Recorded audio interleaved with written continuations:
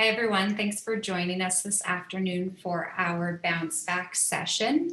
It's a very full session today. We have lots of strategies to share with you. So we're going to get started with some quick introductions just as we wait for a few more students to join us. Looks like we have quite a few students on the call today, so that is excellent. First, I will just mention before I introduce the team, if you do have questions throughout the presentation, we ask that you share those in the Q&A.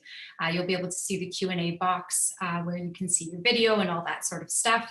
If you ask them there, we'll be able to address them at the end of the presentation and also ensure that other students are getting those answers as well. So to start, I will introduce myself. My name is Kayla Van Weert. I'm the Student Success Advisor on the Aurelia campus, and I'll turn it over to Hartley. Hello, everyone. My name is Hartley Mendelson, again, a Student Success Advisor on the Thunder Bay campus. Hi, everybody. I'm Eve Jager, also a Student Success Advisor on the Thunder Bay campus. So glad you're here, and we are excited to get started.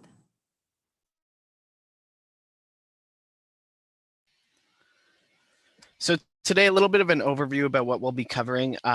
We will be reflecting and learning from last semester. It's so important to reflect and look behind so that we can look ahead. We'll be talking about setting daily goals, specifically SMART goals, which are very helpful to plan ahead as well. We will go over some strategies for reading your textbook, taking notes in class, specifically the Cornell notes method, which is a very handy method, and finally reviewing your notes.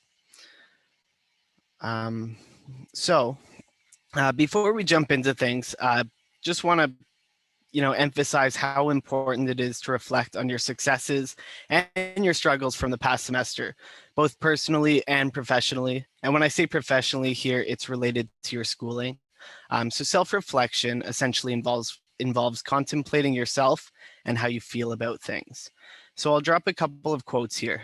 Your power is in your thoughts. So stay awake. In other words, remember to remember. And remember that your thoughts are the primary cause of everything. So obviously thinking through and reflecting on past experiences and looking ahead is so necessary. The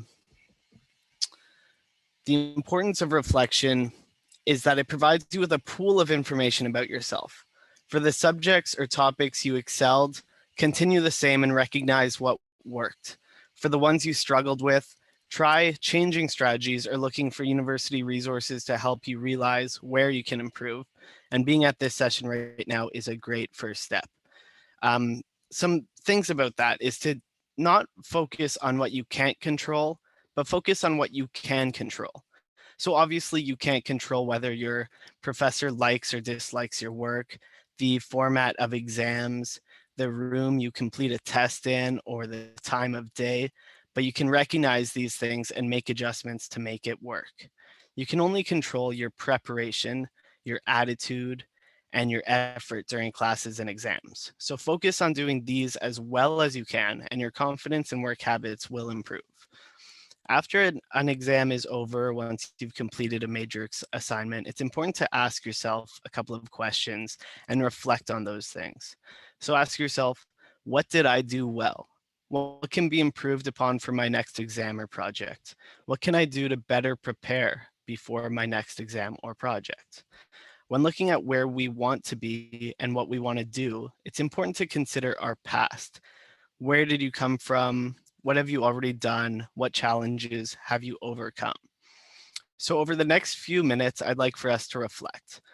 Looking at your last semester, think of one or two of your proudest accomplishments. Why did you choose that accomplishment? And what did you learn from that experience? So I'll drop that in the chat so that you can reflect on that. There we go. Oh, 1 second. If anyone wants to share, feel free to chat one of myself, Eve, or Kayla, and we'll share with the group anonymously. Also, feel free to share with everyone at your will.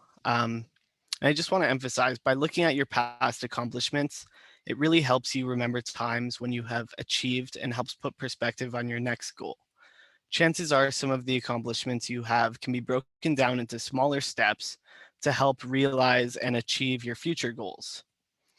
Conversely, it's important to recognize and reflect on our struggles. So take a moment to think of something that was challenging from last semester. Why did that challenge you, and how can you improve upon that?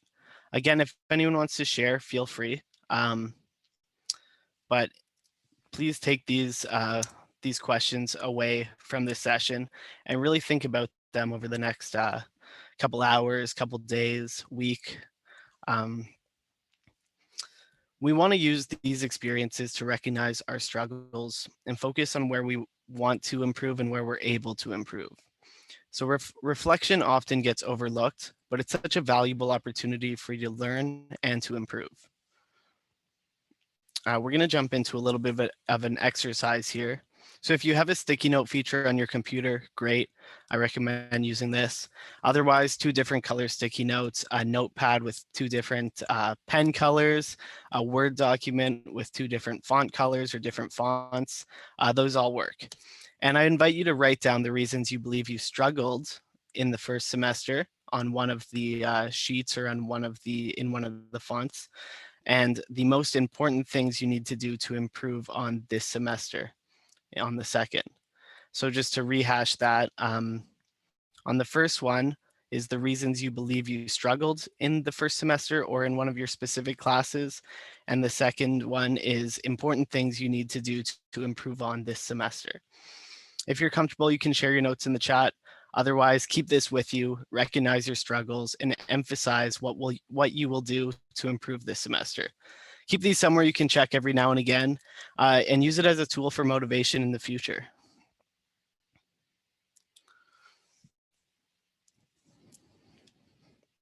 As we go through this presentation today, you'll see various colorful infographics to support you in your academic skills. If you visit the Academic Support Zone page of the Student Success Center website, you'll find these infographics along with other detailed handouts, templates, and much more available to you at any time. So please visit the Academic Success Zone Support Zone webpage and click on the Academic Success resources to get started. There's lots for you at your disposal, and they're great help to help you shape some of the planning and studying and note-taking skills that you might have wanting to work on. Okay, so setting daily goals. This is so important. Your daily to-do lists are an essential time management tool. When creating a to-do list, it helps to set goals for what you want to complete work-wise, not just what you're planning to work on. One helpful technique for doing this is known as SMART goals. And you may have heard of SMART goals before, but they are so important to not only help you with your scheduling of tasks, but also to help you achieve your goals and stay motivated. So, I mean, you can read it on the screen, but SMART goals are specific, they're measurable, they're attainable, they're realistic, and they're time-based. SMART goals not only help us define the work we are going to do, but they also help us focus and understand what has to be done to achieve our goal. So as an example, one student might begin a work session saying to themselves, study chemistry for 2 hours. But another student who sets a SMART goal would say, study chemistry by going to the library and read pages 25 to 40 and answer 3 chapter questions from 1 to 3 p.m. You can tell the difference between these. The student who sets SMART goals will have a clear focus during the work session. Additionally, as the student progresses through their tasks, they're able to monitor their progress. A helpful tip, when you're creating your schedule and putting study blocks into your calendar, it's very helpful to define what you'll be working on during that time. Like I just mentioned, it's one thing to put study chemistry from 3 to 4:30, but it's another to focus on what you're going to study during that block. So studying chemistry pages 25 to 45, answering review questions from 3 to 4:30 is a great help. Using SMART goals to help dictate your schedule helps with your time management, helps with your focus, it helps with your motivation, and you can really keep track of what you've been working on and how long it takes to do those things. So it goes without saying that SMART goals help maintain your focus and productivity by keeping you accountable. It also helps you plan ahead. as you have your predefined tasks laid out in front of you, and you can see how long it takes to complete these tasks. But once you've completed the prioritization and planning stages of your SMART goals, the next step is to perform. This means focusing on the goals that you've set for yourself. When you're working on achieving these goals and working through your studies, it's important to reduce your distractions. So finding a clean, quiet, comfortable space for you to use only to complete your work, putting away and limiting your distractions like your phone, a Facebook tab, anything that might get in the way of you maintaining your focus. Taking short breaks is so important as well. Anytime that you need to recharge or regain your focus, take a break and don't feel bad about doing so, because you'll feel better coming back into the work and you'll be more focused to jump into it. And it really helps to give yourself a small reward after you've completed the goals of your work. If you're a person that likes using social media or likes watching Netflix, after you've completed a big study block, it's important to take time for yourself to decompress, but also it will help you refocus the next time that you're jumping into your work. So keep track of your progress to give yourself more momentum for continuing on. Crossing off tasks as you complete them is a great tool to stay motivated. But the bigger question is, how do we study and read the textbook, and how do we move ahead with our studies? And I'll let Kayla jump into that. Sorry. Thanks very much, Hartley. And always appreciate a quick reflection activity before we jump into providing new strategies for you as students to try and get familiar with and use this semester. So I really appreciate all the comments getting in the chat as to how people have felt accomplished in their previous semesters. And we're really hoping that some of these tools that we offer today will help continue to move forward with academic success this semester. On that note, I will offer some practical tips on how to read your textbook. So how to complete your course of readings, why that's so important, and how to use that textbook effectively. So first, it is really important to ask yourself, why do your readings? Your assigned textbook readings will help you to develop an understanding of your course content, and it's important to do that before your classes. So professors are going to expect that when you go to a class, you've already done your assigned readings beforehand. This is specifically for synchronous classes, and then for asynchronous classes, professors are going to expect that you're doing those assigned readings throughout the week. So they're going to be either lecturing or asking discussion questions based on the perspective that you're going to gain from those textbook readings. And they'll be clarifying and expanding on that material throughout either their lectures or through the prompts in the discussion posts. Making sure that you make time. It's really important to make time to do those readings. It's very different than just finding time. Set that up ahead of time. To complete them before the classes or before you engage in any of the discussion forums online. Not completing your readings, it is a common reason why students have trouble keeping up and understanding course concepts. It could be a factor on why you might receive some lower test scores, so it's something to just keep in mind. We're right at the beginning of the semester, so this is the time to make sure that you're on track. Completing your readings will improve your focus and understanding as well, and give you the skills to contribute more to those online discussion forums. So I did just want to quickly touch on active versus passive reading. So when reading your textbook, keep this in mind. There is a big difference between those two things. So passive reading, I'll touch on first. This is normally practiced when you read for pleasure. So if you're reading a newspaper, maybe a novel, something that you're doing in your spare time, scrolling through Instagram and reading memes or reading posts that people are making. When you read these, you're not really thinking critically about the information that you're reading. So you're not likely reading it to understand it in depth. The difference between that and active reading is thinking critically about the material as you're reading it. So it's exactly as it sounds. It's reading actively. You're trying to internalize and understand the content as you go through it. When you read actively, you're engaged with the material and with the content, and you're looking at ideas and concepts from a variety of points of view. which is going to improve both your understanding of the material and your ability to remember it for a test later on. An effective reading strategy will help you read an effective reading strategy should help you read the material by using critical thinking. So because active reading is the type of reading that you will be responsible for in your coursework, we'll go into this in a little bit more depth. At first, it feels very time consuming because it isn't maybe a style that you're used to if you're used to reading passively. But as you begin to use it, you'll start to learn that the time you put in now will be worth it when it comes to reviewing for exams or even understanding your coursework as you go through your courses this semester. So it will give you a stronger grasp of the material. And as I mentioned, makes it easier when time to review for exams. And I like to say review for exams versus study for exams. By the time it comes to prepare for your exams, it should be about reviewing material that you're already familiar with based on the strategies that we're going to offer today. So it should improve your grades, but it will definitely help manage your workload throughout a busy semester, especially in this online environment.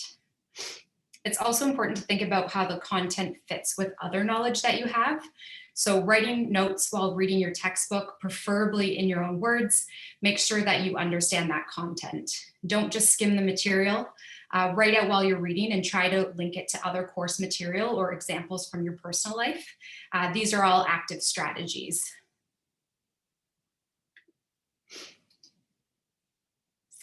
So I would like to talk a bit about some other active reading strategies. So we learn best when we're actively identifying gaps in our knowledge. So the who, what, when, where, why, and how. How does this information that you're learning relate to what you've already learned or already know? And what you're learning in this course already, or something that you've learned in another class. If you can make these connections, it shows that you're engaging with the material. And you may learn similar things in other classes, but from different perspectives. So it's important to make those connections between your different courses. When you're taking notes, write them down and write them in your own words. This will create a better understanding. And then the other thing we like to suggest is creating study questions. So study questions helps to increase the knowledge and identify those gaps in your current understanding. And creating questions it really is essential to critical thinking and learning through your readings. So start thinking about what is important, what might be tested, and create questions when you study later on. So analyze rather than absorb that content. I will just give you a couple examples of questions that you can create. So the first is, does this fit within the general themes of the course? The next is, how does it compare or contrast with the things that you've already covered? For example, relate it to what you're reading today, to what you read 2 weeks ago, or what you're reading in another course. It means that you're starting to understand and internalize the information. Might not feel this way at first, but if you make sure to make those connections, you'll start to see that there are those connections within your coursework with one class or across the board. And then third, ask yourself if you have a personal example that relates to that concept. Relating it to a personal example really helps you with that memory piece. So it'll give you something to connect it with that you're already familiar with. Okay, so I did just want to touch on an active reading strategy called SQ3R. So I'll go through this in a little bit of detail. This is a really tangible strategy that you can use as you get more familiar with reading your textbook actively. So SQ3R stands for survey, question, read, recite, review. So it's one of the most effective reading strategies, which is why we like to present it. And it really helps to improve your understanding when reading a textbook. It also enhances your ability to recall what you've read when it comes time to study for an exam.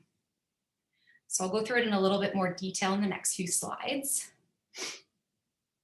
So the S stands for survey. So before beginning to read a chapter, survey that entire chapter and take notes of any subheadings, graphics or headings, things that are going to help you kind of break down that chapter into what the key themes are going to be.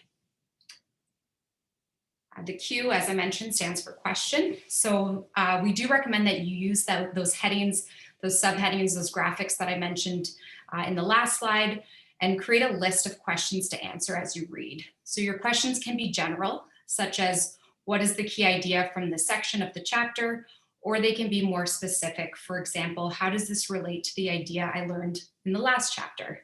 If you're finding that the content doesn't interest you, which is sometimes possible, we totally understand that, try to ask yourself, how does this idea relate to something that I am actually interested in? And that will help you be more engaged with the material.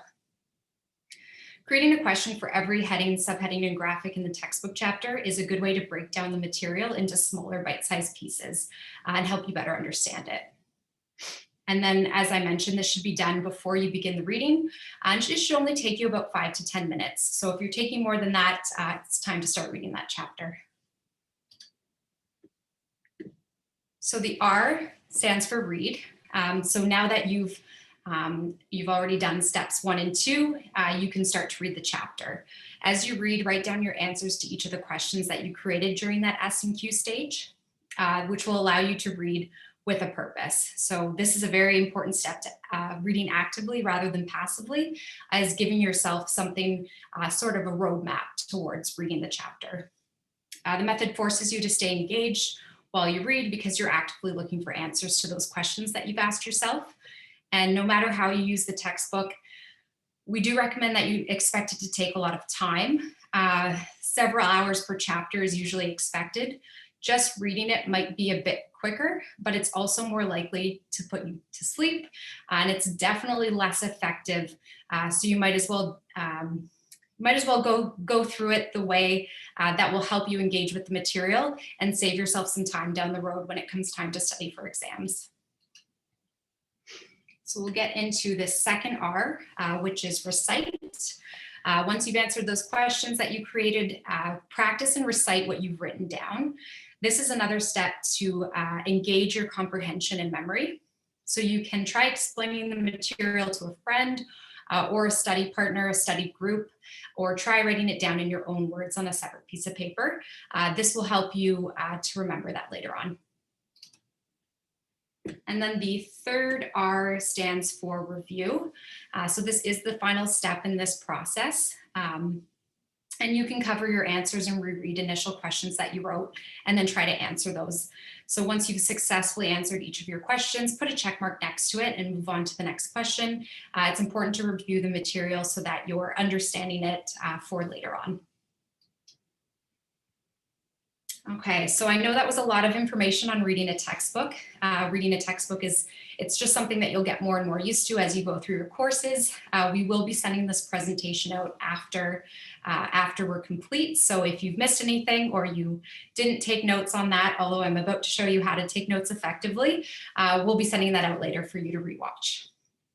So talking about studying in classroom note-taking strategies. So note-taking is probably one of the most important skills that you can develop, and it'll definitely make the rest of your schoolwork a lot easier if you develop a strategy that works for you.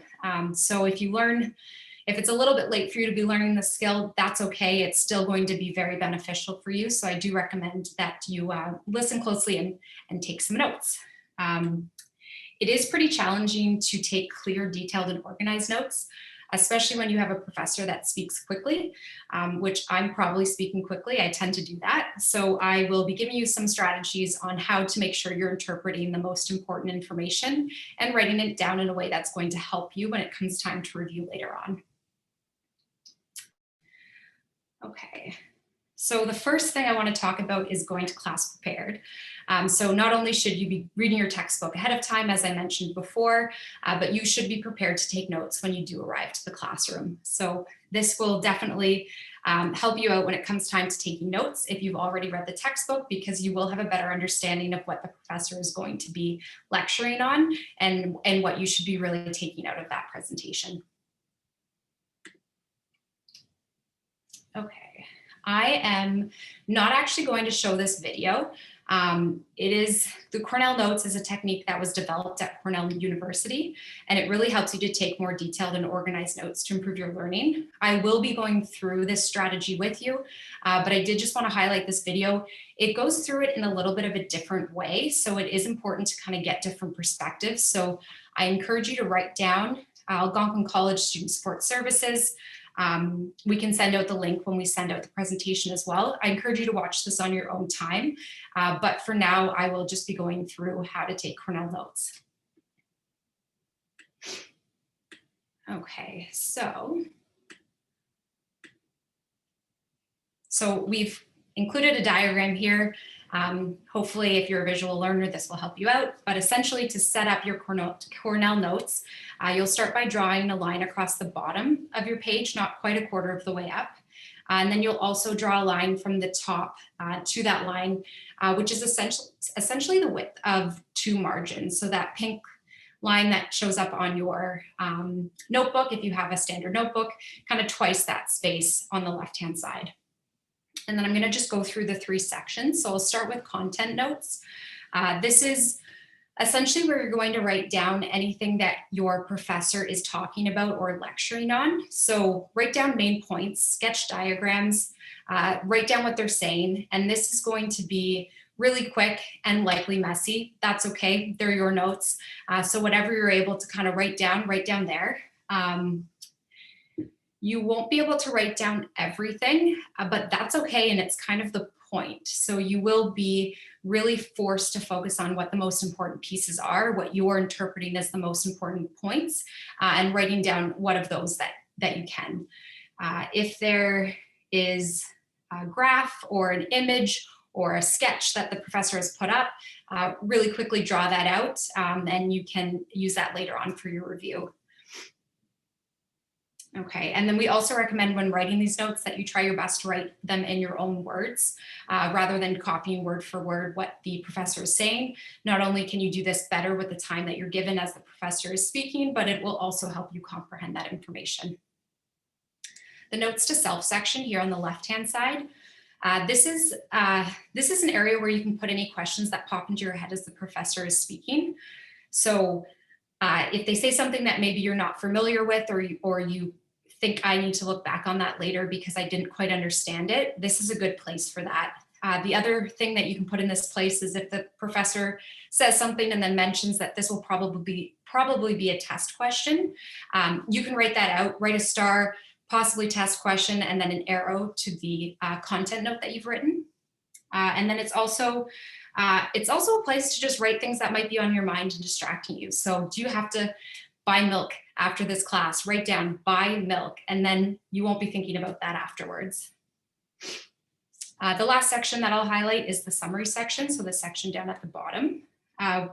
We do recommend that within 24 hours of your lecture that you do complete this section, and the section is a summary essentially of all of the content notes. So you're going to have lots of pages of these little Cornell note graphics.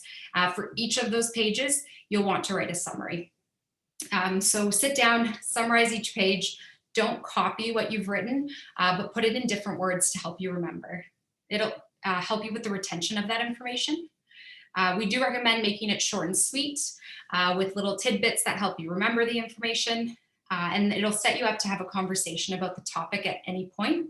And it really gives you something very good to review. So when it comes time to review for your exams, you're not going to have time to go through all of your notes, but you will have this summary that you've decided is the most important piece. The other thing that we suggest is after you summarize that lecture, go back to other weeks and read your summaries. So if it's week 3 and you've completed your summaries for this week, go back and read week 2, go back and read week 1. This is the way to review information so that when it comes time for your exam, you're not learning the information, but you're just reviewing information that you've continued to go over week to week and made connections with. So before I move on, I did just really want to touch on handwritten versus typed notes. So this is always something students have a little bit of difficulty deciding on. Is it better to write your notes by hand, or is it better to type your notes and get as much information down as possible, because most students will type faster than they write. So if you want to use a computer for taking notes, you can, but make sure that you're handwriting your notes out as well. So when you're done and you've written down or typed out everything that the professor has said, it is important to write it out as well. It does help with comprehension. Handwritten notes are significantly more effective because they do force you to stay engaged with the material. You can't write as fast as an instructor speaks, so you will be forced to interpret their words and make summaries of those. It's a little bit more effective than for memorizing than it is to type all the notes. Again, I know a lot of professors offer a ton of information in lectures, so if you feel the need to type your notes, that's okay. Just remember, once you're done, it does make sense to write those out. We also recommend that you keep your notes in a binder rather than one of those spiraled notebooks, and there's a few reasons for that. The first is it allows you to add paper. So if you want to add additional notes afterwards, you don't have to add those to the back and then they get disorganized. And then the second is it allows you to write on one side of the paper, which we do recommend. And then when it comes time to study for an exam, you can put all of those pieces of papers out in front of you and be able to expose keywords, key phrases, different things that you've put in the margins about what's going to be on the test. Okay, and with that, I will pass it over to Eve. All right, so Kayla got us started on note taking, and I'm gonna take us a bit further. So if you're going to class, you're listening attentively, you're taking detailed notes in a helpful format like we've just talked about, those notes will help you to recall the important information the instructor was sharing for you to boost your knowledge. But it's what you do with your notes after the lecture, after you've read a textbook chapter, it's actually what makes them the most effective. It's the reviewing of your notes that keeps the information fresh in your mind so you don't have to relearn the material. So first, to give you more understanding and perhaps some motivation for reviewing your notes, I want to share a simple concept with you in this graph here. And this is what we call the curve of forgetting. So at the end of class, if you've paid attention and you've taken good notes, we tend to remember about 75% of that information. But this starts dropping right away when the lecture's over. About 10 minutes later, we're down to remembering or recalling about 50%, a day later, maybe 20%, and a month later, more like 2 or 3%. With review, though, we can change this curve of forgetting. If we review and summarize our notes immediately after class, if that's possible, we're reminded of the bits we've already started forgetting, and we don't fall as fast or as far on that curve. And if you continue to review those notes regularly, the amount that you retain increases with each review session that you do. So the more often you see it, the more often you engage with the material, the better you're going to remember it. If you review it every week, which is what we recommend, by the time it's test time, you are still remembering around 75% of that content, and you can focus your studying more on really understanding and applying the material than simply memorizing it. So really, this is, in the end, it's just about 1 hour to 1.5 hours a week to review all of the content for all of your courses. Because by the time you get to week 3 and 4, if you've been reviewing regularly, you'll know it so well, you're really just refreshing, and it doesn't take that much time. So what's the takeaway here? Here's the formula with the curve of forgetting. Within 24 hours of getting that information, spend about 10 minutes a day reviewing it, and you will raise the curve almost to 100% again of what you remember. A week later, it will only take 5 minutes to reactivate remembering that same material, and again, raising that curve. By day 30, your brain will only need 2 to 4 minutes to give you the feedback of, oh yeah, I know that now. So in your courses, you're often learning new vocabulary, a ton of new words. If you can keep those new words and those new concepts familiar by reviewing your notes summaries like Kayla talked about, you don't need to learn new information when it comes time to study. Studying before an exam becomes more about solidifying concepts, reaching a deeper understanding, and synthesizing content into well-formed ideas instead of simply trying to remember or absorb information for the first time again. So I'm going to talk a bit about some of the hows for reviewing your notes next. Review all of your textbook and class notes every week throughout the semester is what we suggest. And when we talk about reviewing them, we're talking about more than just reading your notes. You know, we're rewriting them, cover them up, try to recite pieces of them, tell them to someone or even to a wall, rephrase your notes, put them in your own words, even build a bank of flashcards of definitions or formulas. And if you've got notes from your textbook, combine those with your lecture notes in the summary to have notes on specific topics in one spot. Pay attention as you go through your notes to what your instructor emphasized, what they spent a lot of time on, maybe even underline that in your summary. And you want to make sure you really highlight those areas for review and focus on those before exams. And use the time you reserve for summarizing notes, perhaps that will be right after class, to also review your notes from the past weeks.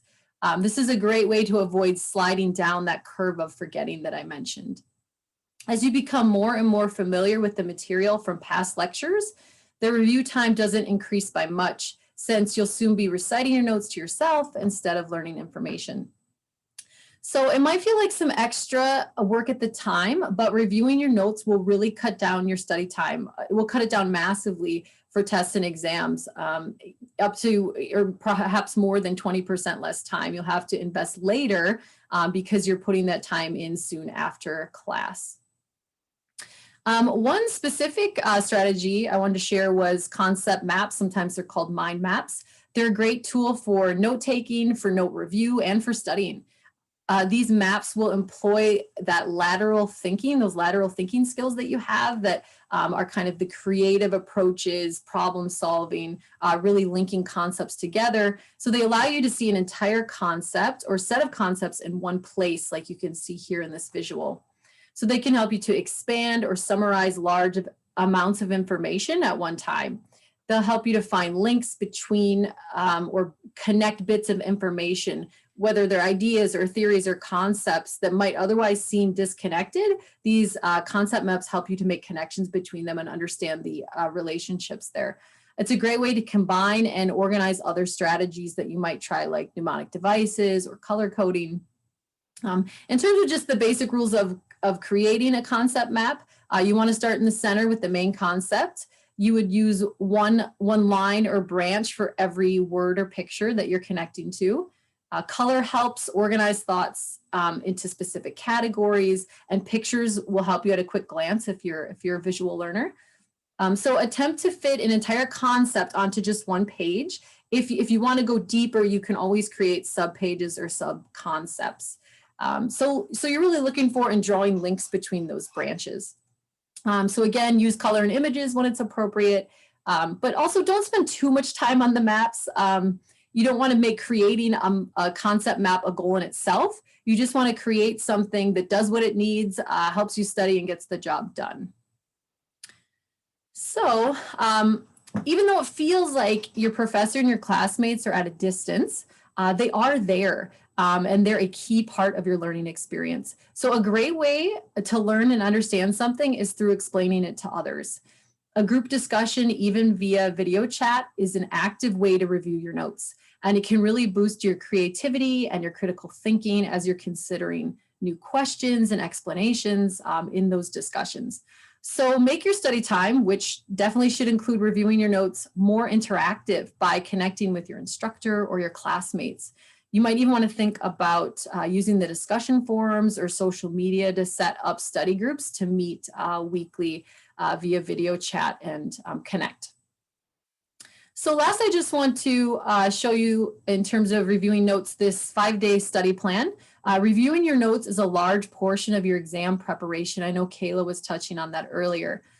So we recommend a 5-day study plan, and basically this 5-day study plan utilizes those notes that you've been taking and that you've been reviewing all term, and it helps you to separate your material into 4 chunks, so to speak, based on the structure and the difficulty of the material that you're trying to cover in that study time.